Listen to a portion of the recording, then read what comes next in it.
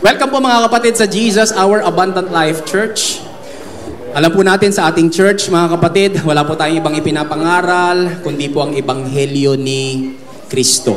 Ito po yung mabuting balita ng mensahe ng biyaya. Ito po yung purong-purong mensahe ng tinapos na gawa ni Kristo doon sa krus at ang kanyang muling pagkabuhay.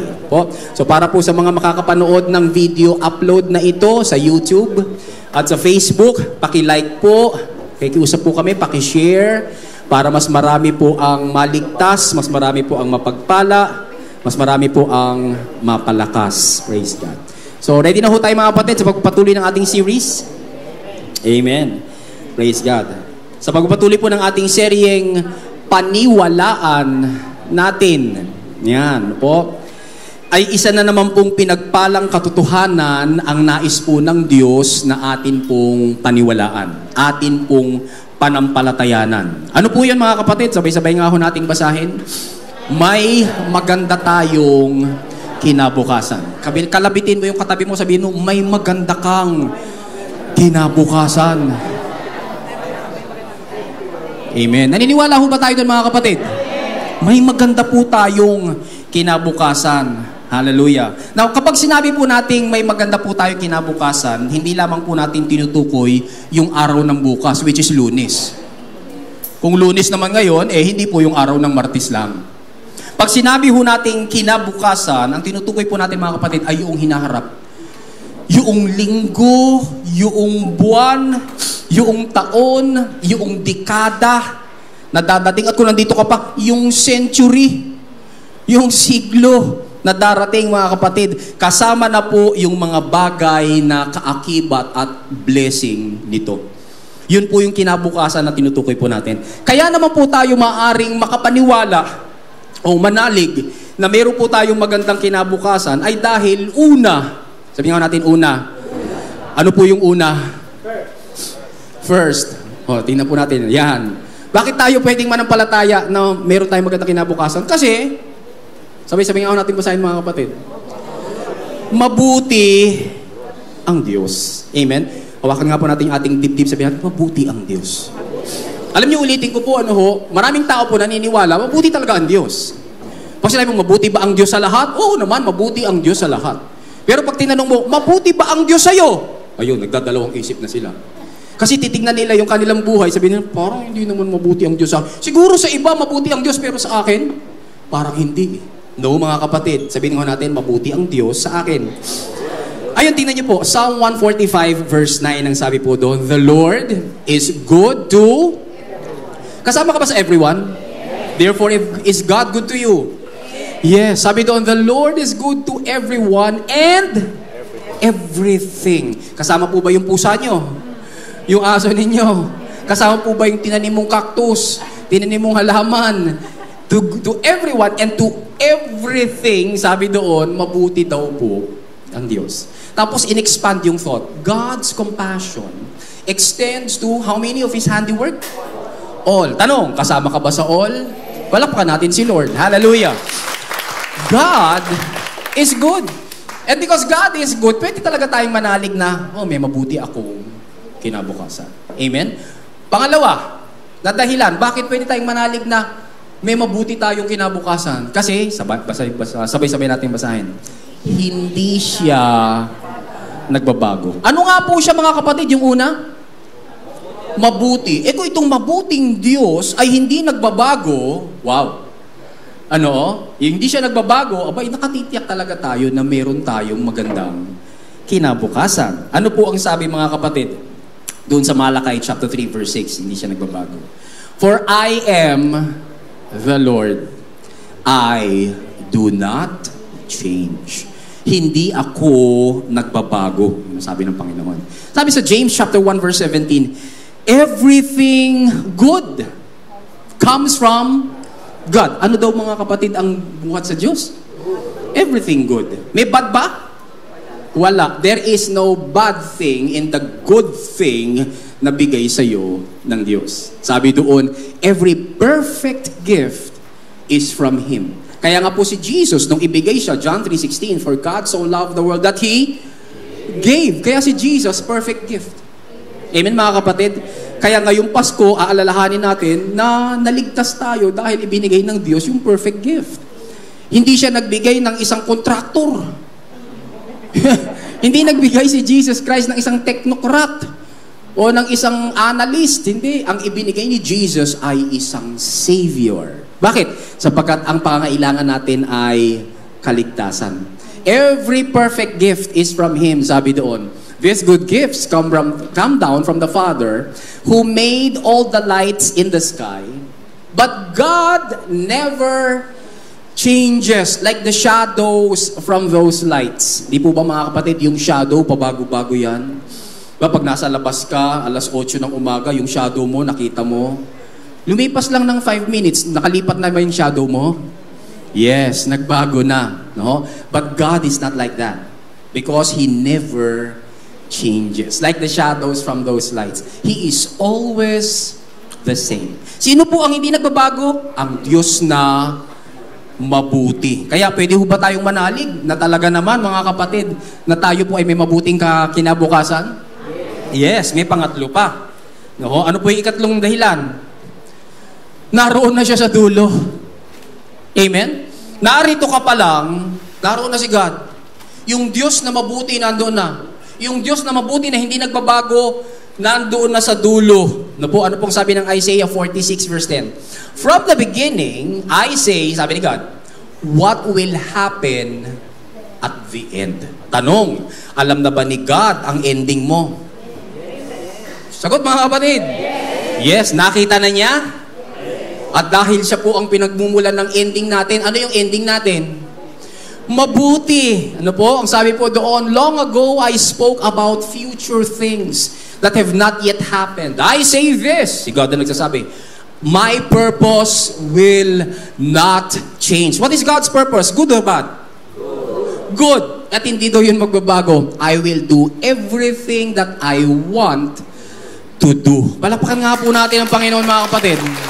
May maganda talaga tayong kinabukasan. No? Siya na mabuting Diyos na gumawa ng kabutihan noon ay maaasahan pa rin po nating gagawa ng kabutihan ngayon sa ating mga buhay. Maging sa mga panahon, mga kapatid, na darating. Bakit? Sapagkat hindi po siya nagbabago. At kasama po rito yung pagkakaloob niya sa atin ng magandang kinabukasan. Kaya sabay-sabay nga ho nating sabihin ito mga kapatid, deklara natin, paniwalaan natin, may maganda tayong kinabukasan. Feel mo ba? Feel mo? Amen. Ano? So wag lang po nating i-feel. I-faith natin. Panampalatayanan natin kasi sometimes yung feeling natin fluctuates. Yung feeling po natin minsan high na high, tapos minsan naman low na low. Pag high na high ka, parang taas ng faith mo. Pero pag low na low naman yung emotions mo, hindi ka makapag-faith. So wag lang po nating i-feel. Lampasan po natin yung feelings, tayo po ay magpunta sa faith. Paniwalaan natin, may maganda tayong kinabukasan. Amen? Now, i-build up po natin yan. Bigyan po natin ng mga pruweba. Kasi kung sinasabi natin, naniniwala tayo, may maganda tayong kinabukasan, titingnan po natin sa Biblia, ano po yung mga pruweba ng Bible, mga kapatid, na talagang meron tayong magandang kinabukasan. Ready na ho kayo, mga kapatid? Titingin po tayo ng mga proof. Number 1, originally, nang lalangin po ng Diyos sina Adan at Eva, ay pinangakuan niya ang mga ito ng magandang kinabukasan. Nako, tingnan po natin yung Genesis chapter 1, 26 to 28. Sabi doon, then God said, sino nagsasalita? Si God, let us make mankind in our image. Ang Diyos, sabi niya, likhain natin ang sangkatauhan, ang tao, no, ayon sa ating wangis, in our likeness. Ano ang dahilan? So that they may rule. Tanong, yung po bang rulership magandang kinabukasan yan? Mga kapatid? Anong gusto mo? Rulership o yung nagro-rule ka o ikaw ang niro-rule? Ikaw ang nagro-rule o ikaw ang pinag-aharian? Ikaw ang nagro-rule. Amen? Kaya sabi po doon, binigyan sila ni God ng authority to rule. Over the what? The fish in the sea. Biruin mo, ikaw yung maghahari sa tilapia. Tsaka sa dulong.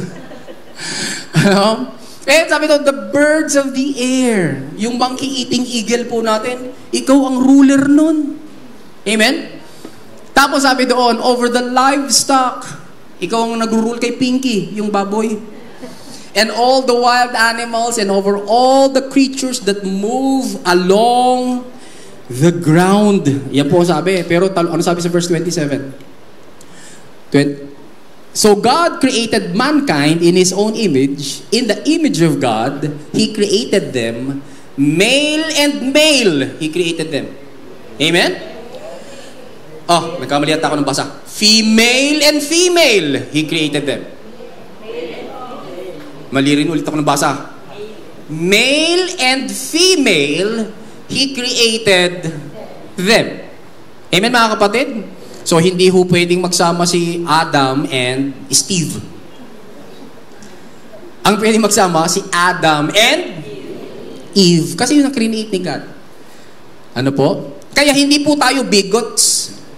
Hindi po tayo yung parang wala tayong pakialam pag sinabi po natin, hindi kasi ang sabi ng Biblia, male and female. He created them. Praise God. Sakto ang male sa female, sakto ang female sa male. Pag male sa male, naku, maghahanap ka ng ibang butas. Naintindihan niyo ako mga kapatid? Pag female sa female, abay, ganun din. Ano po? No reproduction. Samantalang ang sabi ng Biblia, you reproduce. Kaya paano magre-reproduce? Male and female. He created them. Malinaw po mga kapatid. Sabi mo sa katabi mo, malinaw.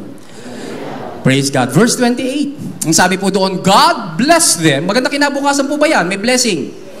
And said to them, be fruitful and increase in number, fill the earth and subdue it. Rule over the fish in the sea and the birds in the air, and the birds in the sky, and over every living creature that moves on the ground. Sa binasa po natin mga kapatid, nangangako po ba ang Diyos ng magandang kinabukasan para kay Adan at saka kay Eva? Kung hindi po sila nagkasala, damay po ba tayo sa magandang kinabukasan ito? Yes, kaya lang, ayon sa storya, nabasa na po natin, at tayo ang bunga, nagkasala po sila. Now, bago magkasala, naroon po yung magandang kinabukasan na kaloob ng Diyos kina Adan at Eva. Nilalang niya sila, ayon sa kanyang wangis, pinagpala, idiniklarang maging mabunga, binigyan ng kapangyarihang mamahala sa sangnilikha. Kaya mga kapatid, huwag po nating sabihin hindi magandang kinabukasan yung binasa natin. Sinira lang po ng kanilang pagsuway. Naging pasaway po si Adan at saka si Eva. Kaya nung sumuway na po sila, nawala po yung rulership, yung authority. Kaya ngayon, ang iba po sa atin, pag nakakita ng ipis, ano po? Ay! Ipis! Pag nakakita ng bulate, no? O pag nakakita ng kung ano, yung iba nga takot sa durian. Creation ni God. Yung sabihin, hindi ako kumakain ng durian. Yung iba sasabihin, hindi ako kumakain ng saluyot. Samantalang yan ay creation ni God. Hindi, saluyot nga, hindi ko kinakain. Lalo, yung okra rin. Napapakamot na. Napapakamot yung hindi kumakain ng gulay. Na po? Kaya siga, nawala po yung authority natin. Yung po yung binigay sa atin ng Panginoon, atin lahat yan eh. Kaya lang nagkasala po ang tao. Nagpasaway kasi si Adan tsaka si Eva. Sabi mo sa katabi mo, huwag kang magpasaway. Anong application nun sa atin mga kapatid? Ilan libong taon na yung nangyari kay Adan tsaka kay Eva eh. Nagkasala na nga sila eh. Anong application nun sa atin? Huwag po nating sirain sa pagiging pasaway natin ang magandang plano ng papagbiyayang Diyos sa atin. Ibig sabihin mga kapatid, makiisa po tayo sa mabuti niyang hangarin para sa personal nating buhay, para sa pamilya natin, kasi pinag-isipan na po niya yan eh. Para sa pagsasama-sama natin dito bilang isang biniyayaang iglesia, isang church, sa mga kapatid, pagkakakitaan natin, sa ating mga pag-aaral, sabi mo sa katabi mo, huwag kang pasaway. Napakaganda na ng pinangako ng Diyos na kinabukasan para sa iyo.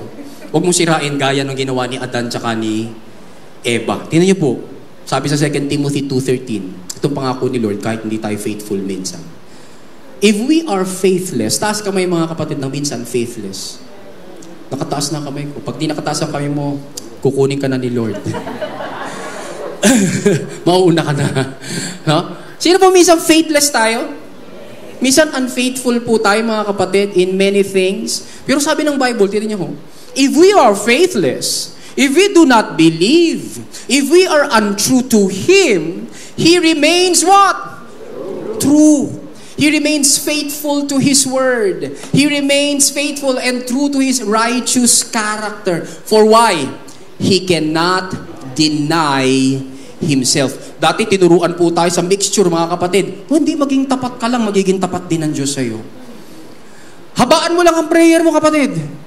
Galingan mo lang ang pagbabasa ng iyong salita, ng Diyos, magiging tapat ang Diyos sa iyo. Magbigay ka lang ng iyong offering, maging tapat ka lang, no? To the last percent. Sa required na 10%, maging tapat ka lang. Bubuksan ng langit. Ayun pangako sa Malakay chapter 3 mga kapatid, yung ginagamit natin dati. Bubuksan daw ng langit ng Diyos ang langit, ibubuhos sa storehouse, no, na ini-interpret pa natin, yan yung church, yan yung storehouse, yan yung church, ibubuhos sa storehouse na hanggang wala ka nang mapagsidlan. Tanong mga kapatid, yung lahat po ng nag-iika po dito, talagang umabot sa punto na wala ka mapagsidlan? Wala ka mapagsidlan? O meron pa rin mapagsidlan? Meron pa rin. Alam mo kung bakit? Hindi naman para sa iyo yung pangakong yun eh. Yun ay para sa Israel. Israel ka ba? Hindi. Ikaw ay church. Ang church may binubuo ng Hudyo at Hentil. So hindi po para sa atin yun, para sa Israel yun. Tsaka yung storehouse doon, hindi po yung church. Yung storehouse doon mga kapatid, storehouse talaga, kamali. Sapagkat hindi naman po pera yung ino-offer doon. Ang pino-offer po nila doon, kalamansi, bayabas, no? Yung mga inani po nila, yun ang ino-offer na to the last drop. Nag-ani mga kapatid ng 200 na chiko. Magkano tithes? 20. Tawang, gagaling natin mag-compute eh, di ba mga kapatid? Pero hindi pala para sa atin yun. Pero man hindi natutupad sa atin yung pangako. Bakit? Sapagkat si God, mga kapatid, sa New Covenant ay hindi nakatingin, mga kapatid, sa faithfulness mo. Para siya maging faithful.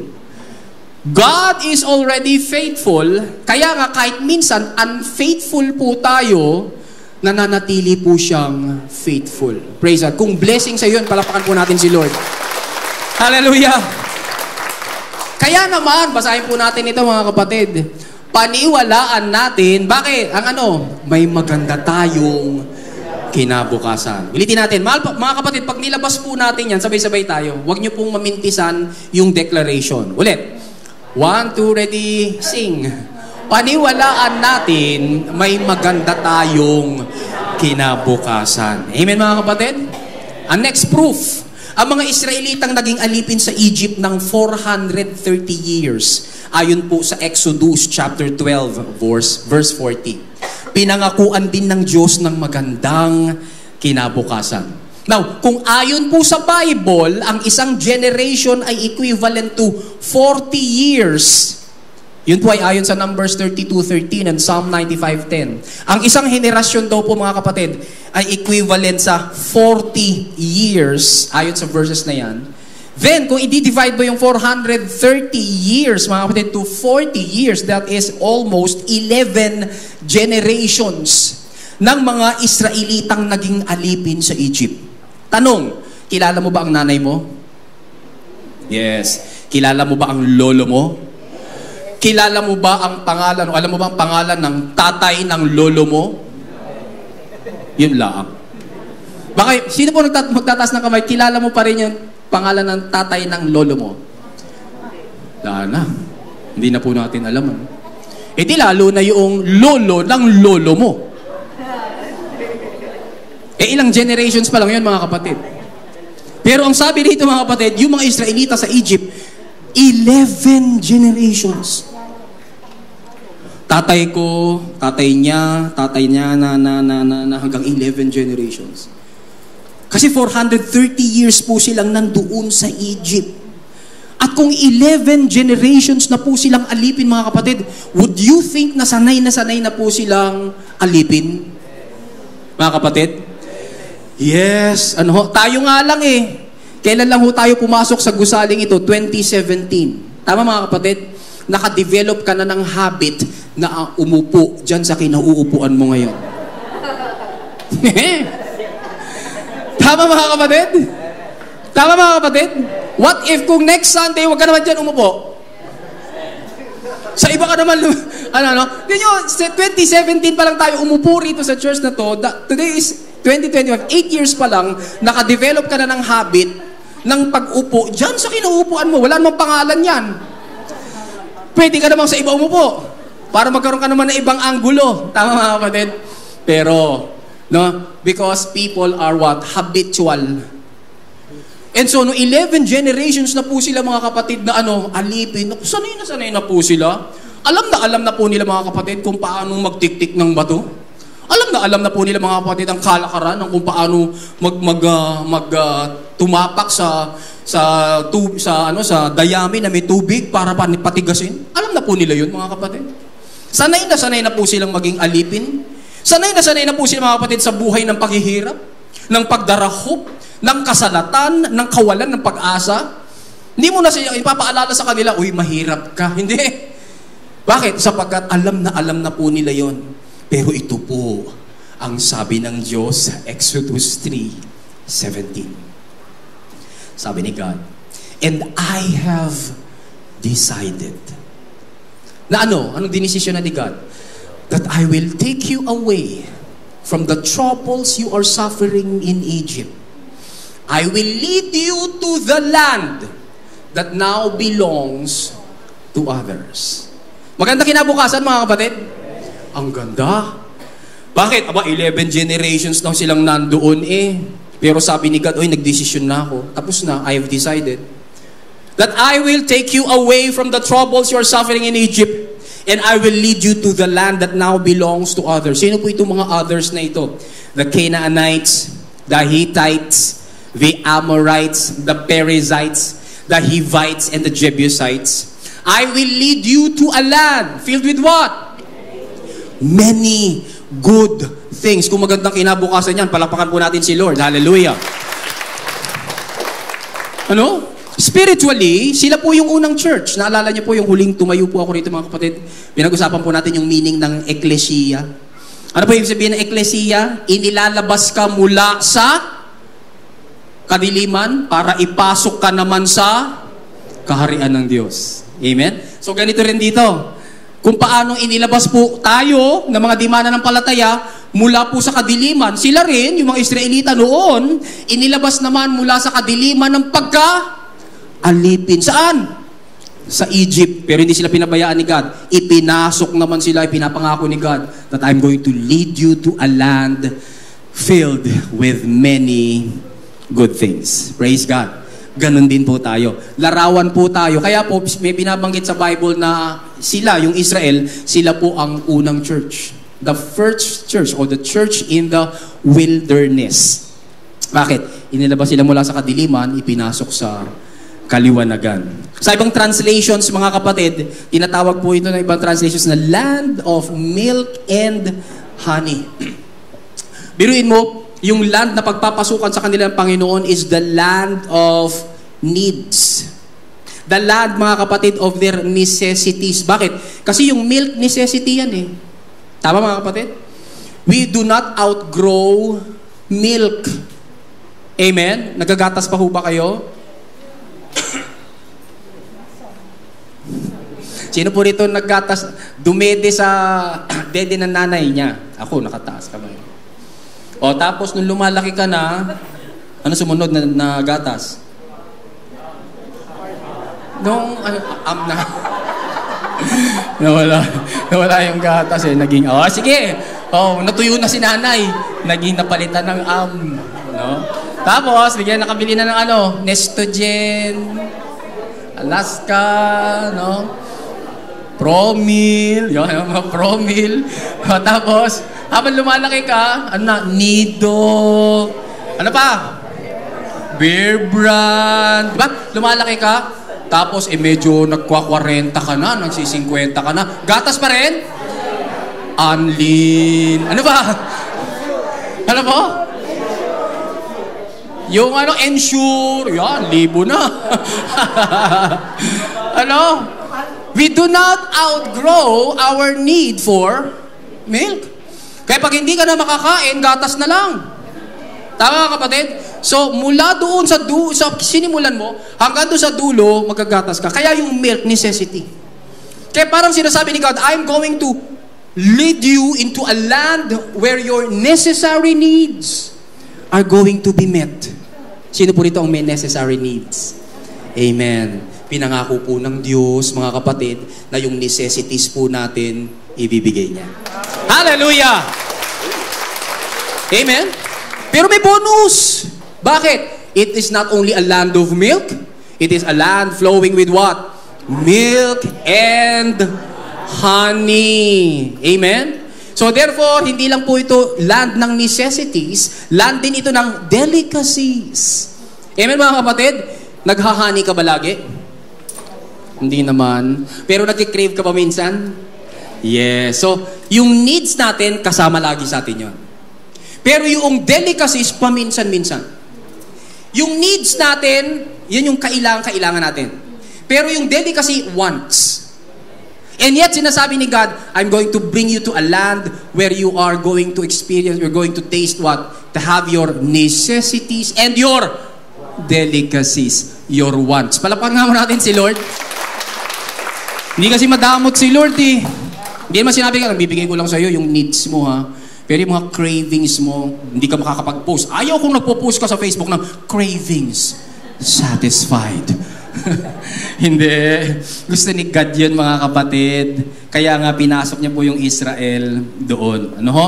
So, makikita po natin mga kapatid na mayroong magandang kinabukasang pangako po si Lord para sa Israel, sa isang lupain na may great abundance, fertility, prosperity. Naroon po yung supply ng kanilang needs and wants. Tapos malaya pa po sila mula po sa malupit at pangit na kondisyon ng pamumuhay po nila bilang mga alipin sa Egypt. Amen? Nakalabas na po ba tayo sa Egypt? Yes. No? Mga Israelita nakalabas na sa kanilang physical Egypt. Tayo po, nakalabas na rin po tayo sa ating spiritual Egypt. Sa kasalanan. No po? At narito na po tayo ngayon sa kaharian ng Panginoong Jesus. Kaya lang, kailangan po natin ng renewing of the mind. Nakalabas ka na, pero kailangan natin ng renewal of the mind. Gaya ng mga Israelita, kailangan po nating magpalit ng isip mula po sa poverty mentality para matanggap po natin yung prosperity mindset. Now mga kapatid, pag narinig po ninyo yung word na prosperity, huwag po kayong mag-i-squirm. Huwag po kayong mangingisay. Naku, pangit na salita yan, prosperity. Bakit? Dahil meron po mga nagtuturo na hindi dapat tinuturo ang prosperity gospel. Mga kapatid, kasama po sa tinapos na gawa ni Kristo ang iyong prosperity. Amen? Kaya nga po siya nahugdan doon sa krus para madamitan ka. Kaya nga po siya nauhaw doon sa krus at sumigaw po siyang, I thirst, upang ikaw ay laging may naiinom. Amen mga kapatid? Kaya po nagutom si Jesus doon sa krus upang ikaw ay busog. That's why we through His poverty, will become rich. Kaya lang po mga kapatid na bibigyan ng pangit na meaning yung prosperity gospel is because there are some pastors na wala na pong binanggit kundi pera. Amen mga kapatid? Salamat po dito po sa atin, hindi naman po tayo lagi nagbabanggit ng pera. Bakit? Sapagkat kayo mga biniyayaan, hindi na po kailangan sabihan pa kayo magkaloob ng pera. At hindi lang naman pera ang kaloob mga kapatid. Paglilingkod sa Panginoon, pagmamahal sa kapwa, pinaglilingkod, binibigay po yan mga kapatid. Kaya lang, may mga pastors po na, nangihingi lagi ng pera. May mga patikit. Amen mga kapatid? May mga parapol. Tapos, wala na yung ipaparapol. So ngayon, yung mga nakabili ng hindi, malungkot na po sila. Bakit? Napangakuan po ng hindi magandang kinabukasan. Amen mga kapatid? Nasunog! Sabihin mo natin nasunog. Therefore, nung nasunog na, ayaw nang makakarinig ngayon ng mga prosperity, pera-pera lang yan. Hindi mga kapatid. No? Let us learn not to throw the baby with the bathwater. Naintindihan po natin yan mga kapatid. Napapaligo tayo ng baby, tapos yung tubig madumi na. Nung itapon mo ngayon yung tubig, kasama pati yung baby. No? Parang ganun din. No? Nakikinig tayo ng mabuting balita, tapos, mga kapatid, nahaluan lang, nakapakinig po tayo, prosperity. Wala, ayoko na rin ng mabuting balita. Bakit? Prosperity lang lahat yan. Tinapon mo yung baby. Naisama mo ngayon doon sa dapat na itapon. Sabi mo sa katabi mo, itapon mo lang yung dapat itapon. Amen, mga kapatid. Ginagawa natin ito sa isda. Tama, mga kapatid? Pagka kumakain tayo ng isda, kinakain mo ba lahat? Sabihin ng iba, yes. Kinakain ko lahat. Pinalulutong ko sa prito para ubus lahat yung maliit na galunggong. Ayan. Huwag po natin pag-usapan yung galunggong. Pag-usapan po natin ang pampano. Sige, kainin mo pa. Tinatapon ba natin? Kinakain ba natin o tinatapon natin yung iba? Tinatapon natin. Namimili yung dila natin ng tinik. Ganun din po rito mga kapatid. Pag nakikinig tayo ng mabuting balita, titingnan natin, yes. Pero yan, hindi yan para sa akin. No? Hindi tinatapon ko yan, nire-reject ko yan. Kaya lang mga kapatid, dahil nakarinig nga po ng prosperity gospel, ayun, ayaw na mag-prosper. Pero kuy daw ka, tanungin mo sila, nagpe-pray ka bang yumaman? Ano sagot? Nagpe-pray ka magkapera? Yes ang sagot. Ipokrito. Ano po? Ayaw ng prosperity, pero nagpe-pray na magkaroon ng maging prosperous. Bakit? Because there is an innate desire sa loob po natin, at si God ang naglagay po ng mga kapatid, na maging prosperous tayo. Kasi binayaran ng lahat ni Kristo doon sa krus. Amen mga kapatid? Kung prosperous ka ngayon, palapakan mo si Lord.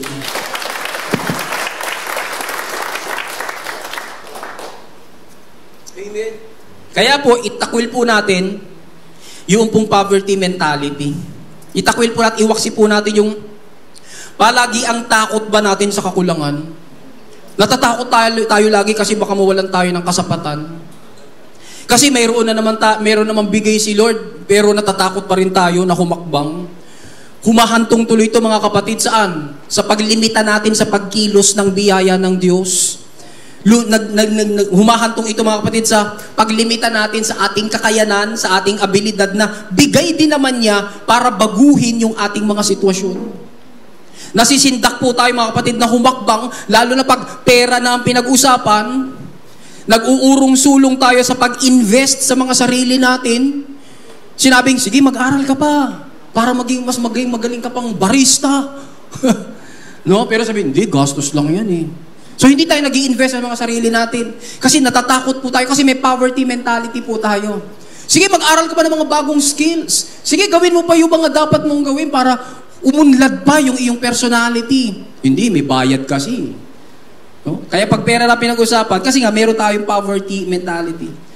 Nag-uurong-sulong po tayo sa aktibong pagsampalataya sa Diyos, sa mga business ventures na kung saan nililid naman tayo ni God. Sinasabi ni God, sige, itayo mo yung business niyan, kasama mo ako. Tutulungan kita.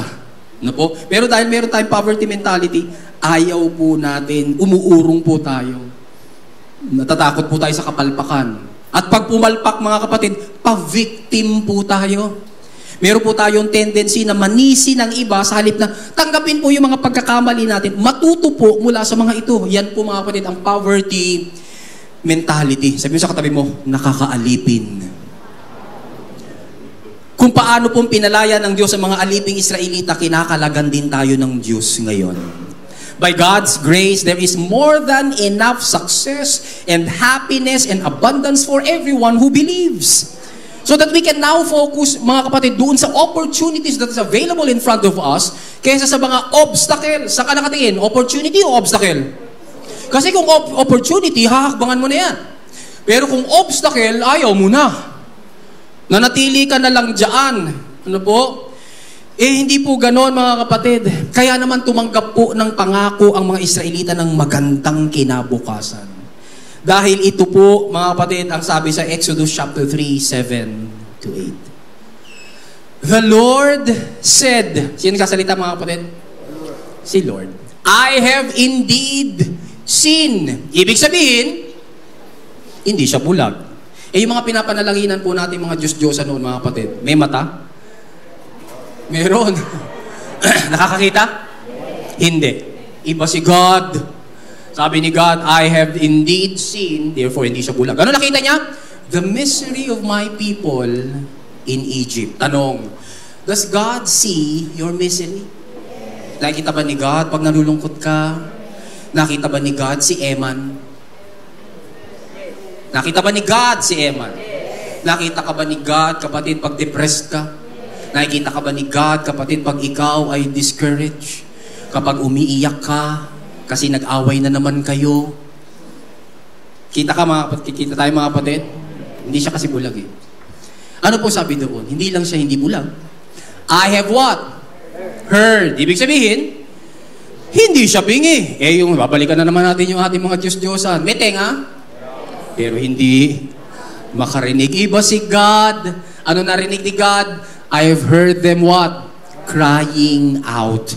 Because of the slave drivers. Amen mga kapatid? Nakikita ka ni God, naririnig tayo ni God, buhay siyang Diyos eh. Tapos hindi natapos doon. Sabi doon, I am concerned. Amen? Iba mga kapatid, kapag ang Diyos nakikita ka, naririnig ka, pero hindi siya concerned. Hindi wala din. Tama mga kapatid? Parang tayo po, nakita po natin yung taong grasa doon sa gilid ng kalsada. Nakita mo? Narinig mo, kapatid, yung badyaw na nagsabi sa'yo, Christmas. Tapos para bumubuelo na ng dahak.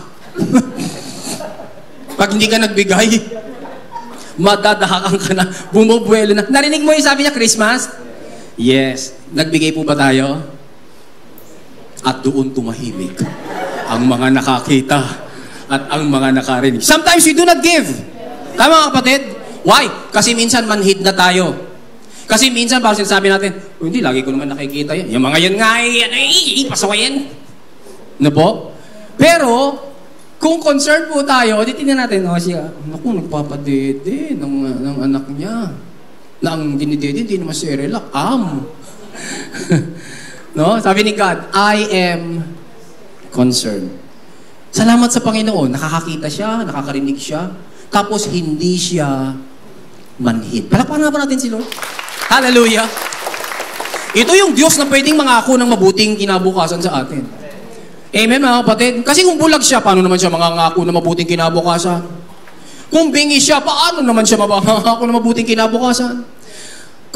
Kung manhid po siya, paano siya makakapangako ng mabuting kinabukasan? Concerned siya. Amen, mga kapatid? Ang magaling doon, mga kapatid, kaya niyang gumawa. Kasi kahit na concerned ka, pero kung wala ka namang kaya, paano? Kaya nga iba sa atin nagsasay, kung mayaman lang sana ako. Diba mga kapatid? Nandun na ba yung concern? Yes, kaya lang, kung mayaman sana ako. Wala rin. Ano po? Pero ito hindi. Ano pong sabi doon? Susunod na verse. So, because I have seen, I have heard, I am concerned, so, I have what? Come down to rescue them. Ibig sabihin, hindi po siya mahina. From the hand of the Egyptians and to bring them up out of that land into a good and spacious land, a land flowing with what? Your necessities and your delicacies, your needs and your wants. Hallelujah! So yun po mga kapatid, nangako po si God na sila po ibibigyan ng mabuting kinabukasan. No po? Kaya, again, sa buhay po natin, kaya rin gawin ni God yun. Sabay-sabay nga ako natin ulit basahin. Maniwalaan natin, may maganda tayong kinabukasan. Naniniwala ka na ba kapatid o kanina ka pa naniniwala o medyo naniniwala ka na? Paniwalang-paniwala ka na? O sige. Itodo pa natin, mga kapatid. Tingnan pa po natin to. Si Noah, yun, ano po? At ang kanyang pamilya ay nasa loob po ng arko for a total of 371 days. Ilang days? Ilang taon? 1 year and 6 days. Biruin niyo mga kapatid. Si Noah nandiyan sa arko, 1 year and 6 days. Ano po? Minsan nga, huwag ka lang lumabas sa kwarto mo, ang baho na ng kwarto mo. Tama mga kapatid? Minsan hindi mo naaamoy, pero pag may pumasok sa kwarto mo, naamoy nila. Ganito na lang, sa ospital na lang. Tama mga kapatid? Ganito na lang, sa kulungan na lang sa preso. Pagpasok, pag binuksan, pasok po kayo, yung mga magba-Bible study po, pasok po kayo, ayun po mga Bible study nyo. Nandun po sila, 400, kasyang-kasya po, pinagkasya po, nakatayo po silang lahat sa isang kulungan na ang kasya ay 150. Magba-Bible study ka ngayon. Amoy mo? Yes. No po, imagine Noah and his family. Kasama po yung lahat ng mga hayop.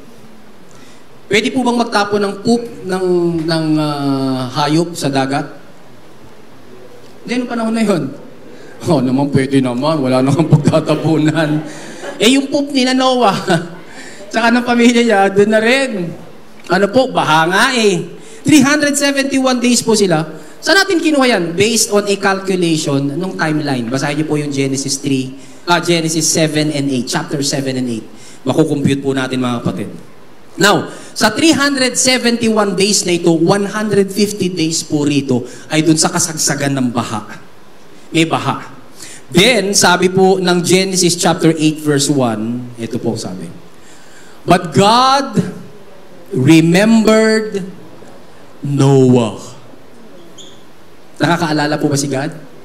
Kanina nakita natin, nakakakita siya, nakakarinig siya, concerned siya, kaya niyang gumawa. Tapos ito sabi dito, hindi siya nakakalimot. God remembered Noah. Period.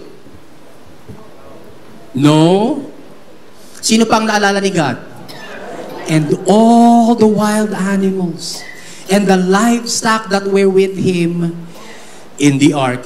And he sent a wind over the earth and the waters, what? Receded. Ano po? So, sila Noah, nandoon po sila mga kapatid, 150 days. Naalala sila ni God. Nagsimula na pong bumaba, mga kapatid, ang baha.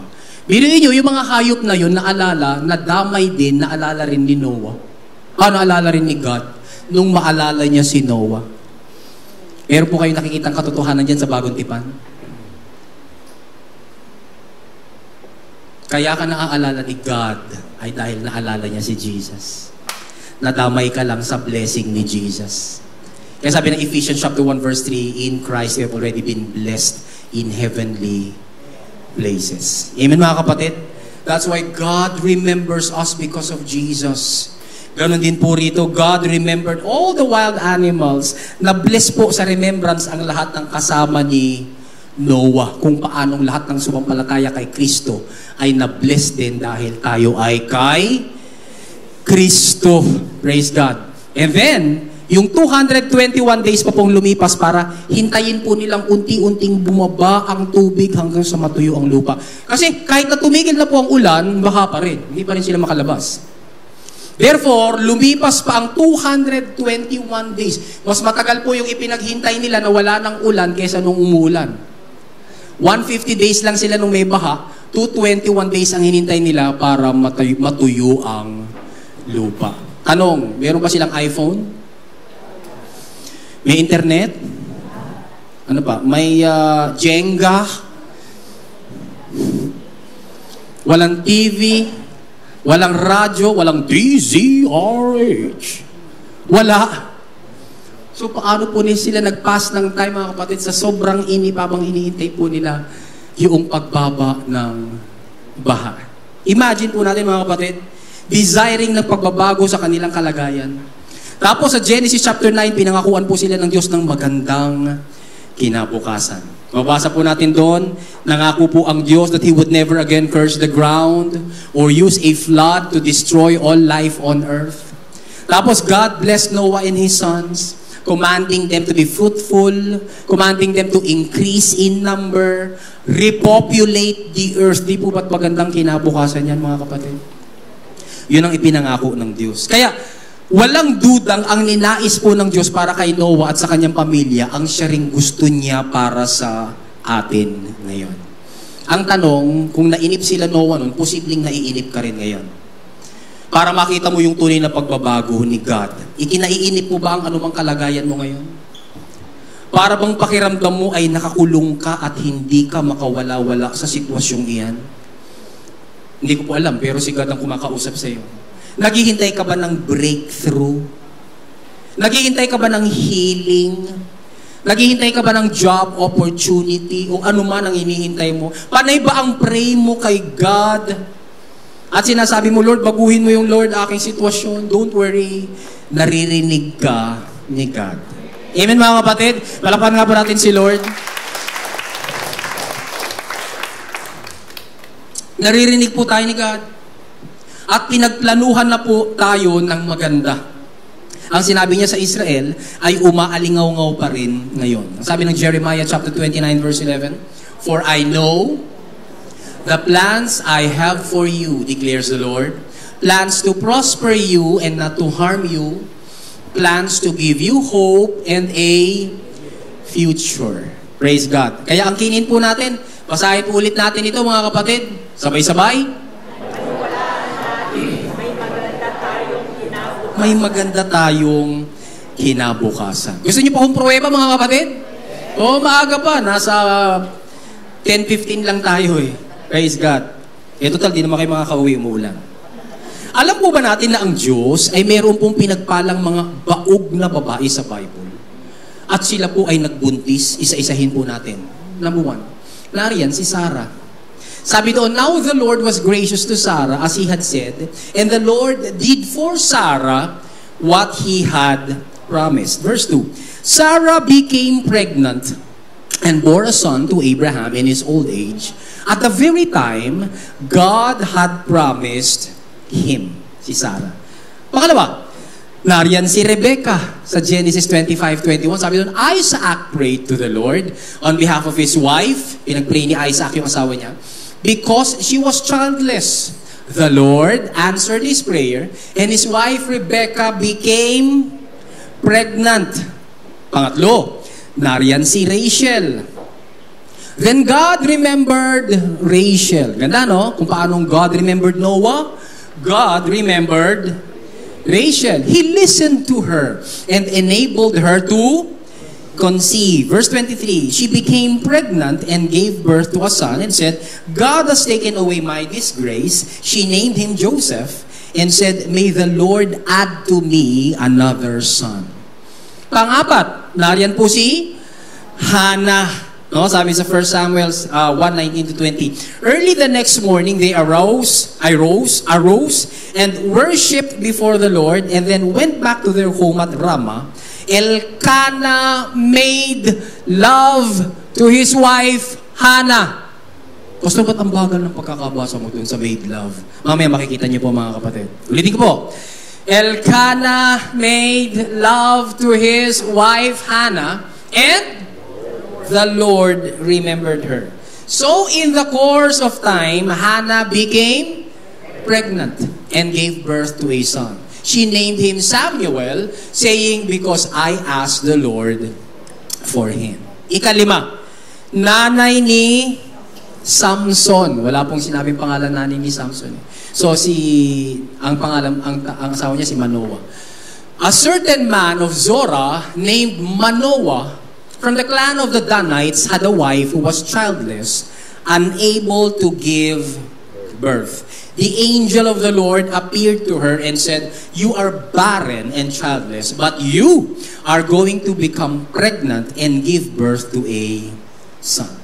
Now, binasa po natin 5 instances, 5 mga babae, baog, pero sila po ay nagkaanak. Sa mga halimbawang nakita po natin, may ilang prinsipyo na maaari po nating katutunan ng aral. Ano yung number 1? Nanalangin ang babaeng childless. Okay, gine-generalize na lang po natin yung 5 yon. Nanalangin yung baog. Number 2, nanalangin yung asawa nung baog. So hindi lang yung baog ang nanalangin, pati po yung husband niya nag-pray. Amen mga kapatid? Mahalaga po ba ang prayer ng mag-asawa? Yes! Praise God. Kaya kung katabi mo yung asawa mo, sabihin mo, let's pray always. Kasi hindi lang po yung baog ang nanalangin. Nanalangin po pati yung asawa. Ano pa? Umasa sa pangako ng Diyos yung baog. Hindi lang siya nag-pray. Meron siya mga pinanghahawakang pangako. Amen mga kapatid? Kaya huwag po tayong pray lang ng pray. Baka mamaya yung pinipray mo pa ulit-ulit, wala ka namang pangako. Mamaya mali na yung pangako yung pinagpipray mo. Humanap ka ng pangako ng Diyos, yun ang tama. And then ipag-pray mo yung pangako ng Diyos. Sapagkat gustong-gusto ng Diyos na naririnig ang kanyang salita. Amen mga kapatid? Ano pa? Hindi lang po umasa na sa pangako ng Diyos yung baog, sumamba ang mag-asawang walang anak. Okay? Yung mag-asawa sumamba. Hindi sa ubando, sa tunay na Diyos. Tapos, ito pa, nakipagsiping silang lahat sa mga asawa nila. Amen? Paano kung pray ka ng pray na magkaroon ng anak, di naman kayo nagsisiping? Magkakaroon ng anak? Wala. So, anong principle mga kapatid? Ano ho? Yung kontrolado nila, ginawa nila. Sabihin nga natin sabay-sabay, yung kontrolado ko, gagawin ko. Ano yung ginawa nila mga kapatid? Nag-worship sila. Sila may control dun eh. Nag-pray sila. Sila may control dun eh. Pag sinabi mong, a-attend ako sa Friday prayer meeting, a-attend ka. Amen mga kapatid? Kasi ikaw ang may control doon eh. Mag-worship ako kay God habang nagda-drive ako. Hindi nga lang ako pipikit sa highway. No? Ikaw ang may control doon eh. Tama mga kapatid? Tapos, pangatlong may control sila, nagsiping sila. Kasi kung nagpe-pray sila, hindi naman sila nagsiping, wala pong mangyayari. So, yung may control sila, ginawa nila. Tapos, iniasa nila sa Diyos yung bagay na wala silang control. Ano yun? Pagbubuntis. Amen mga kapatid? Hindi na nila kaya yun. Si God na po ang may hawak nun. Therefore mga kapatid, nakita ko natin sa example, sa mga binasa po natin, yung kaya mong gawin, gawin mo. Sapagkat hinahatian ka ni God ng gagawin mo, yung kaya mo. Yung hindi mo naman kayang gawin, ibigay mo kay God. Nang buhayin po ni Jesus si Lazarus, yun ang kaya ni Jesus. Nung lumabas po si Lazarus, siya po ay nakadamit pang libing. Ano sabi ni Jesus dun sa mga tao na kapaligid? Tanggalin nyo yung kanyang grave clothes. Sino nagtanggal? Yung mga tao nang nandun. Nung si Jesus Christ po mga kapatid, hindi makahuli sina Pedro ng isda, hindi nila kaya. Pero anong kaya nila? Maghulog ng lambat. So sabi ni Jesus, ihulog nyo yung lambat. Ako tatawag ng isda. Amen mga kapatid? Hindi kaya nung batang pakainin yung 5,000 na tao sa pamagitan lamang ng tinapay at isda. Hindi niya kaya yun, pero binigay niya. Yung kaya niyang gawin, ginawa niya. Pero yung hindi niya kayang gawin, yung i-multiply, yun ang ginawa ng Diyos. Amen mga kapatid? Kaya sabihin mo sa kapatid mo, huwag kang tamad. Huwag kang tamad. Amen? Huwag kang asa lang ng asa. Lord, huwag himalaan mo ko. Lord, salamat po sa trabaho. Eh, sa trabaho, nakaupo, nakahiga ka pa riyan. Bangon na! Bangon na! Put na yung sapatos ko eh. Paano pa ako maghahanap ng trabaho? Putpurin mo pa ulit. Maghanap ka ulit. Magpasa ka ng resume. Yung kaya mong gawin, gawin mo. Pero yung pangako ng Diyos sa mga kaya niyang gawin para bigyan ka ng mabuting kinabukasan, magandang kinabukasan, gagawin niya. Amen mga kapatid? Palakpakan nga po natin si Lord. Hallelujah. And so yun po yung ginawa nila. Kaya sabi sa Zechariah chapter 9 verse 12, return to your fortress, you prisoners of hope. Sino kausap dito? Prisoners of hope. Negative po ba yung prisoners of hope? No, mga kapatid, positive po yan. Bakit? Sapagkat nakakulong ka sa pag-asa. Ang kausap po dyan ni God, mga kapatid, ng propeta, mga kapatid, ay yung mga Israelitang nandoon sa captivity. Nakakulong po sila sa ibang country, sa foreign country. Pero mas malaking preso ang kinalalagyan nila. At yung presong yun ay preso ng hope. Amen, mga kapatid?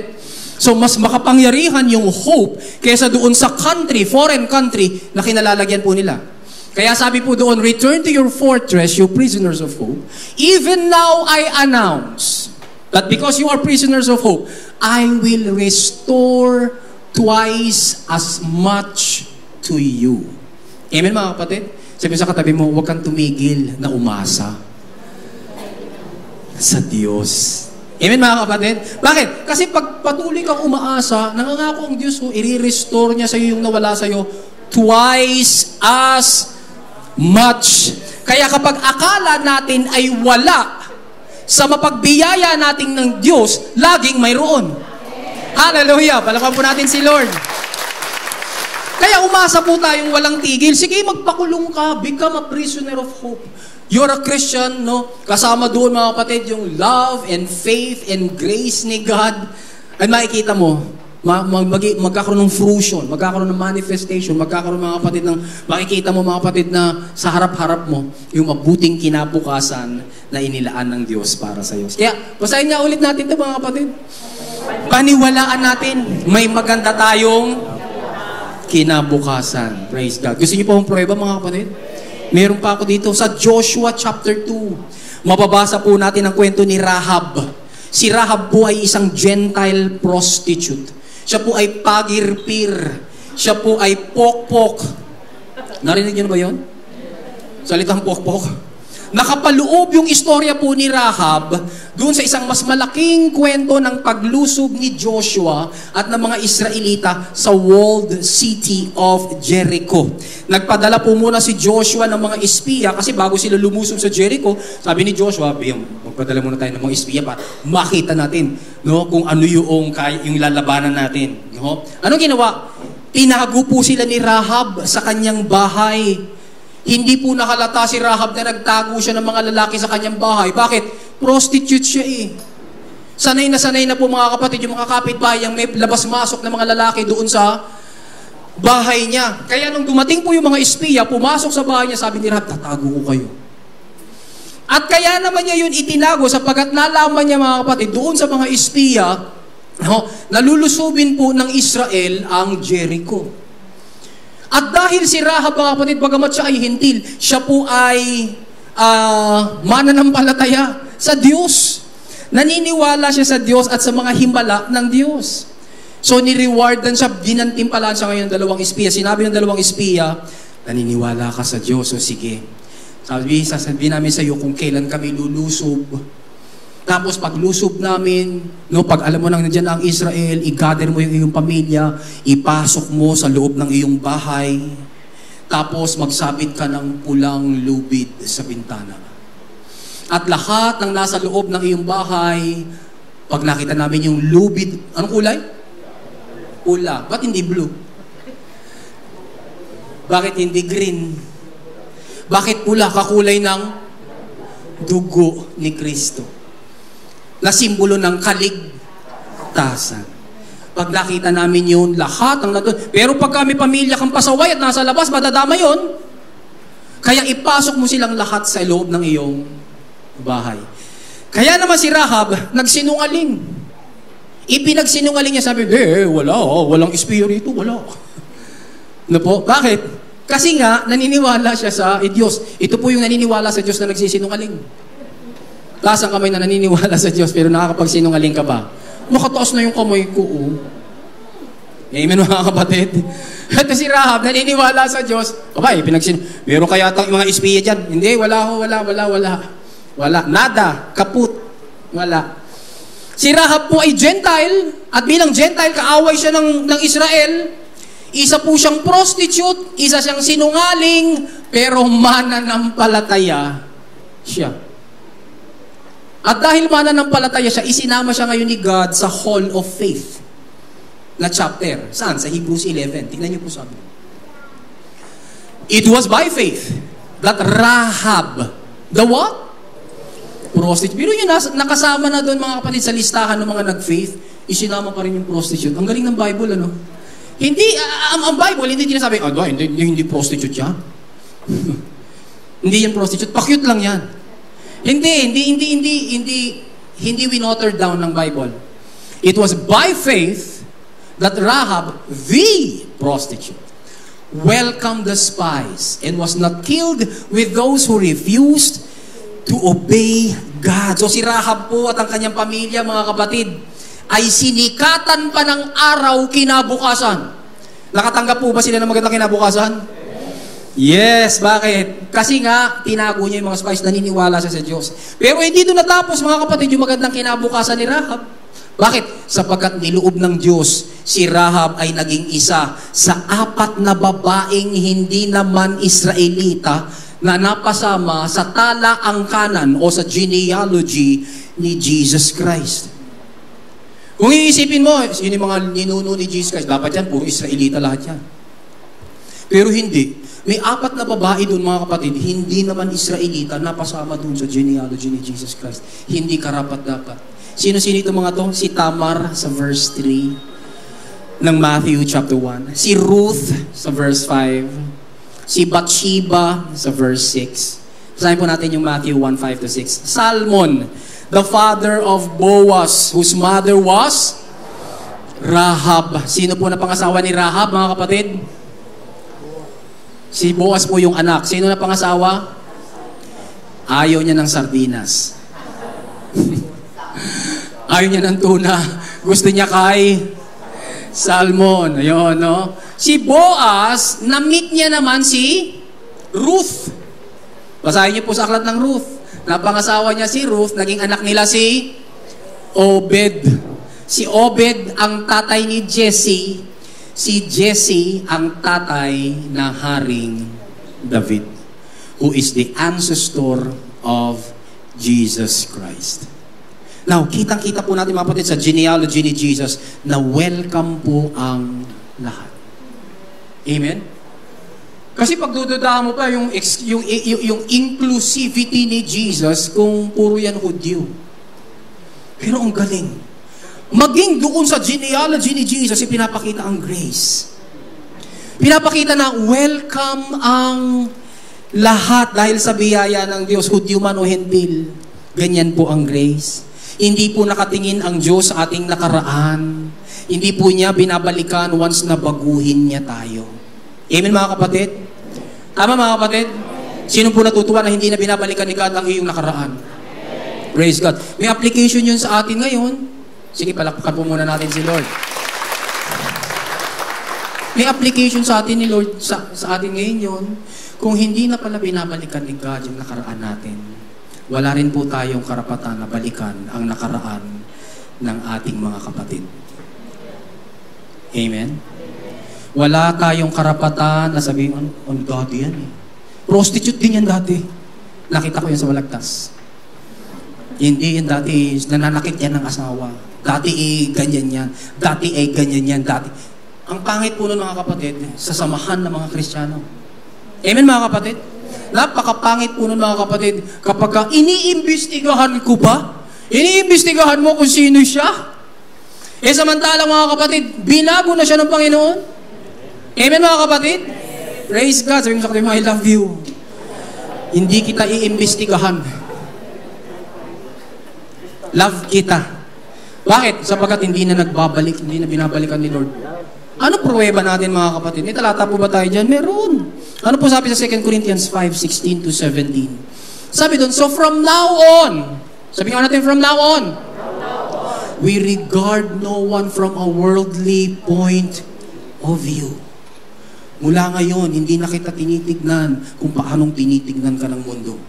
Amen? Kaya minsan may mga hindi born again ng mga kapamilya sapagkat nakatingin pa rin sila. Pag binago na tayo, may dala na tayong Bible, nananalangin na tayo, sabihin, totoo ba naman yan? Dati pasaway ka. No? Dati ganito ka. Hindi sila maka-get over, maka-move on sa iyong nakaraan. Kaya tinitingnan ka nila saan? In a worldly point of view. Wag. Sa atin po ng mga nakakaunawa na ng biyaya ng Diyos, wag na po natin tingnan, wag natin i-investigahan pa. Sino po? Ay, ganyan yan dati.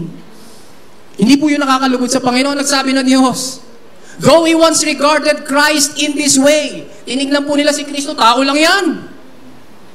Tao lang yan. Hindi yan Diyos. Hindi yan tagapagligtas. Kaya nga pinako nila sa krus. Hindi nila matanggap na si Kristo ay Diyos. Muntik pa siyang batuhin. Nang sabihin niyang, before Abraham was, I am. Bago pa dumating si Abraham, ako na. Ay, nagalit sila. Why? Sapagkat nakikita po nila itong laman at dugo na nasa harapan po nila na nagsasabing siya ay tagapagligtas. Amen, mga kapatid? If we once regarded Christ in this way, we do so. Sabi nga natin, we do so no longer. Hindi na natin ginagawa yun. Tapos, biro nyo sinunod po dyan sa verse 16 na yan, yung isa sa mga paborito nating verse. Bakit? Therefore. Bakit may therefore? Kasi nga yung verse 16. Kaya nga, therefore, if anyone is in Christ, nasa po kami ng in Christ, hallelujah, tayo po yan. The new creation has come. The old is gone! Nasaan na raw yung old, mga kapatid? Is gone! The new is here. Kaya tinitingnan ka ni God, kapatid, bilang anak niya, bilang binanal niya, bilang kanyang sinulat sa aklat ng buhay. Hindi niya binabalikan yung iyong nakaraan sapagkat wala na yun ngayon. Hindi na yun nag-i-exist. Yung lahat ng pinagsulatan na notebook ng kasalanan mo, binura na lahat yung kasalanan, tinapon pa yung notebook. Wala na. It is gone. Palapan nga ba natin si Lord? Hallelujah. At dahil kay Kristo, sa tinapos niya pong gawa sa krus at muling pagkabuhay, bawat isa po sa atin, may maganda talagang kinabukasan. Hindi, wala ka nang titingnan pa sa likod eh. Mag-concentrate ka na sa magandang kinabukasan na ibinibigay sa iyo ng Diyos. At hindi lang po tayo, mga kapatid, pinangakuan ng Diyos ng langit at buhay na walang hanggan, John 3:16 and 14, 2-3. Kundi ng buhay na ganap at kasiyasiya habang narito po tayo sa mundong ito. John chapter 10 verse 10 says, I came that they may have what? And enjoy life and have it in abundance to the full till it overflows. The abundant life that Jesus promised here, mga kapatid, is hindi lang po tungkol sa material wealth or earthly success, but rather ito po ay spiritual richness and fullness dahil may relasyon na po tayo sa Kanya. May maganda po tayong kinabukasan kasi Christ is within us. Nakatira na po sa atin si Kristo. And He always offers, mga kapatid, peace and joy and purpose even po sa gitna ng kung ano-anong nangyayari sa mga buhay natin. John 14:27 and Philippians 4:7. So ang buhay na ganap at kasiyasiya na pangako ni Jesus ay makilala siya personally, ma-experience po yung kanyang love and grace araw-araw habang lumalago po tayo sa pagkaalam na anuman ang mangyari, sabihin natin anuman ang mangyari, tayo ay katanggap-tanggap sa Diyos. Romans 15:7. Christ accepted us at walang makapaghihiwalay sa atin sa kanyang pag-ibig. Romans chapter 8:38-39. Amen, mga kapatid? Kaya, basahin po natin to. Paniwalaan natin, may maganda po tayong kinabukasan. Nakuha natin, mga kapatid? Ano po ang takeaway? Sabay-sabay ho natin itong basahin. Tinatanggap ko at aking tatamasahin ang magandang kinabukasang kaloob sa akin ng mapagbiyaya kong Diyos. Palakpan nga po natin si Lord. Praise God. Amen. Thank you, Jesus. Now, kahapon po napipray po ako habang inihanda ko po, nagpa-practice po ako sa message. And nilagay po ni Lord sa aking heart na ipag-pray po ang lahat ng kabataan sa oras na ito. Yung kabataan na narito. Kaya inanyayahan ko po yung lahat ng mga kabataan, maaari po bang tumayo kayo dito sa harapan? Lahat po ng kabataan. Kung wala ka pang asawa, lahat po ng kabataan. Sige po, mga kapatid. Single ka ba? Halika.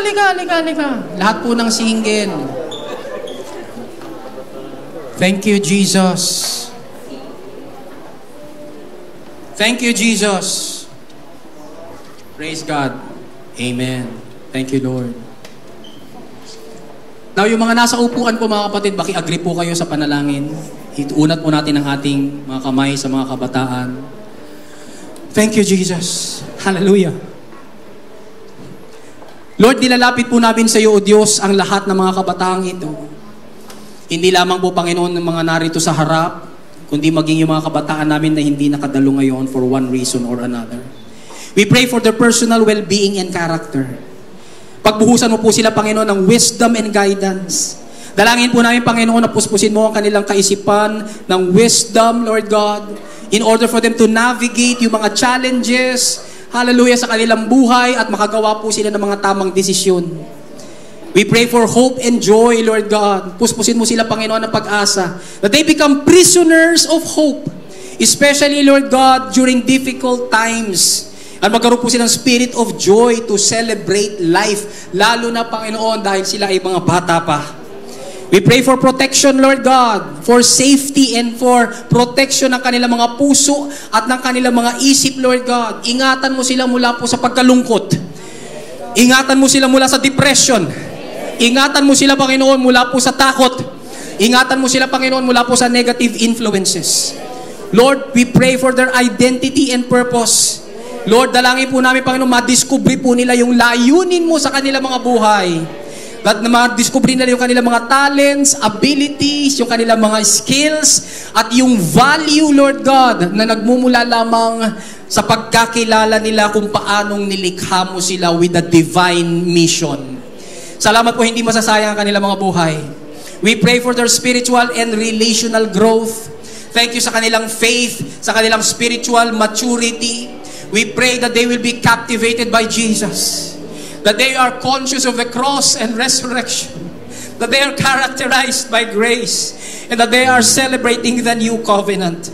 Inihingi po namin, Panginoon, palalimin mo pa ang kanilang pananampalataya. Magkaroon po sila ng deeper commitment to spiritual practices, gaya po ng pananalangin, gaya po ng pagbabasa at pag-aaral ng iyong salita. And for them to grow spiritually, mature in the name of Jesus. Iiwan po nila, Panginoon, ang immaturity, Lord God. Lalago po sila, Panginoon, sa kanilang mga personalidad.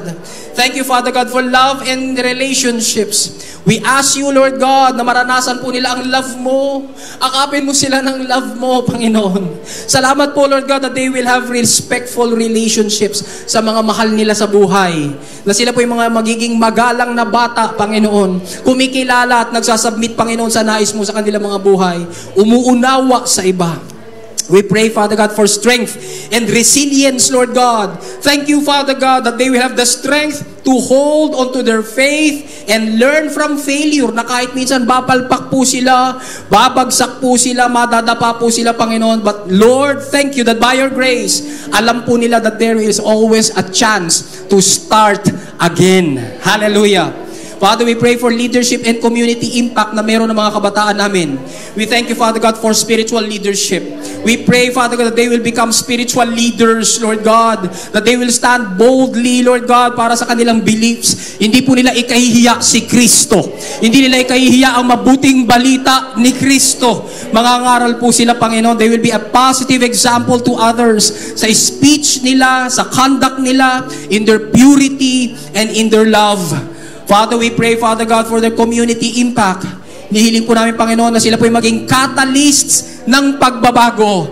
That they will be catalysts for change, Lord God. And they will take on roles and responsibilities maging sa aming iglesia, maging sa kanilang mga paaralan, maging po, Panginoon, sa kanilang mga komunidad.